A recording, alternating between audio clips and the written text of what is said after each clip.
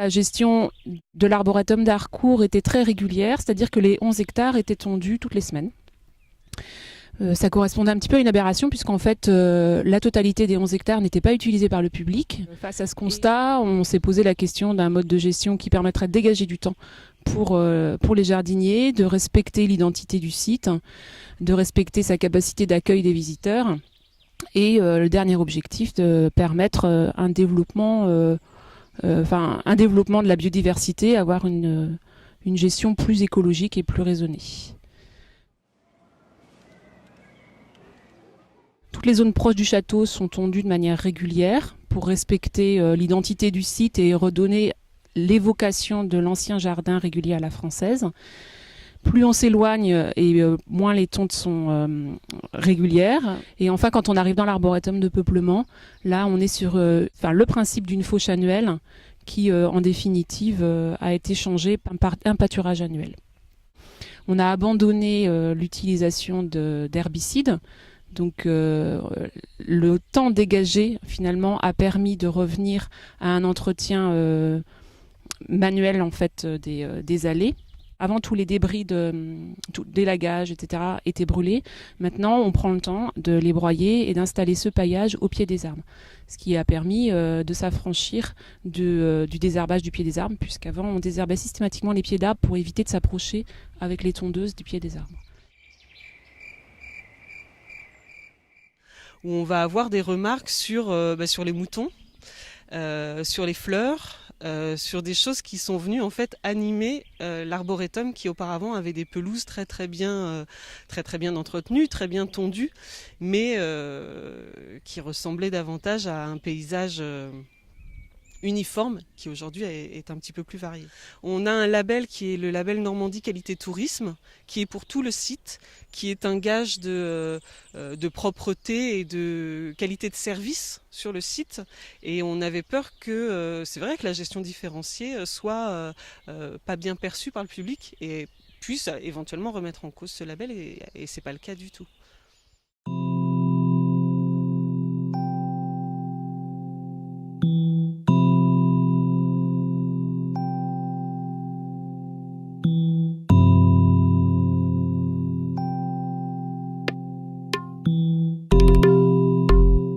Le conservatoire intervient sur le château de Arques-la-Bataille depuis 2002 en partenariat avec la DRAC. C'est une propriété de l'État, le château.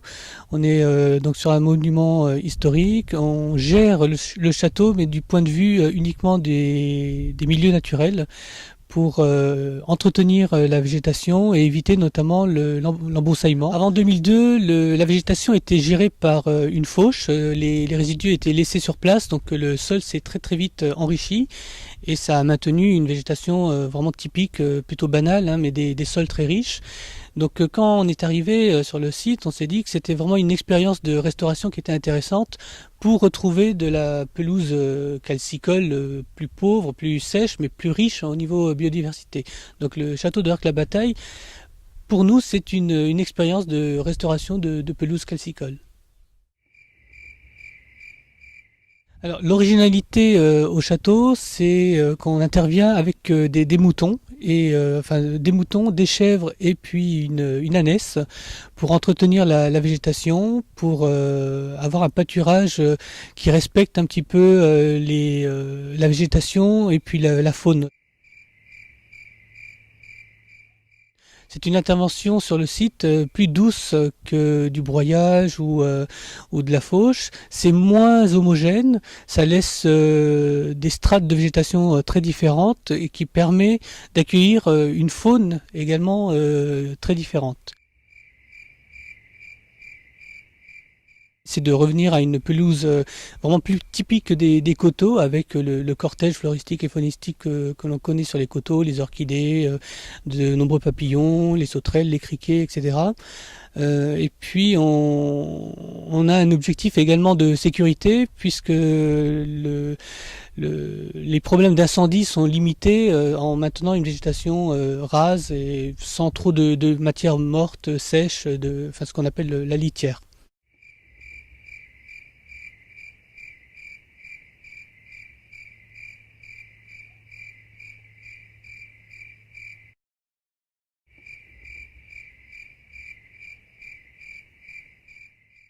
En entretenant la flore, les habitats donc, végétaux, on entretient également la faune.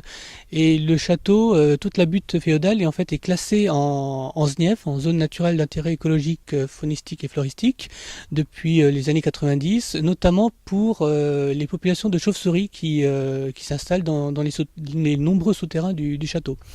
Donc ces animaux ont besoin bien sûr de nourriture, hein, notamment des insectes, et donc c'est très important d'avoir des milieux naturels qui puissent accueillir ces insectes pour pouvoir nourrir ces animaux.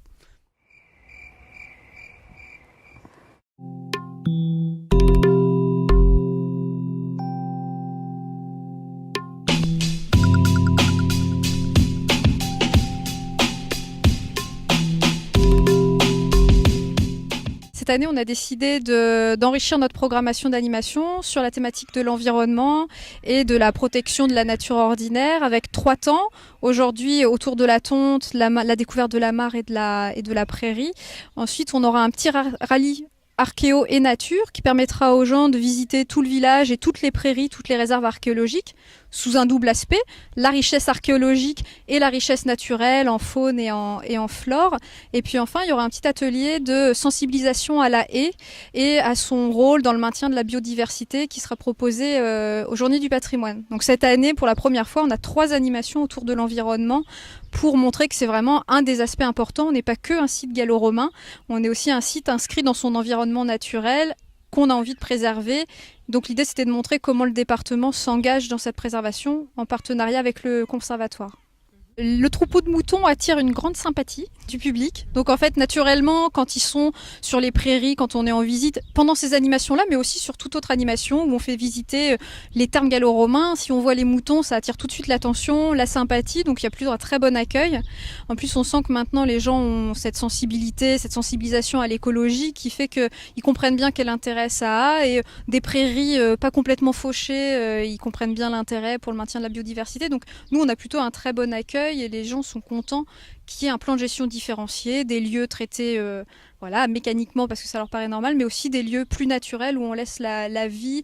Ils sont contents quand on passe autour de la mare, qu'on peut leur parler un peu de la mare, qu'on entend les grenouilles. Donc souvent, c'est des aspects très bien accueillis qui rendent le site très vivant.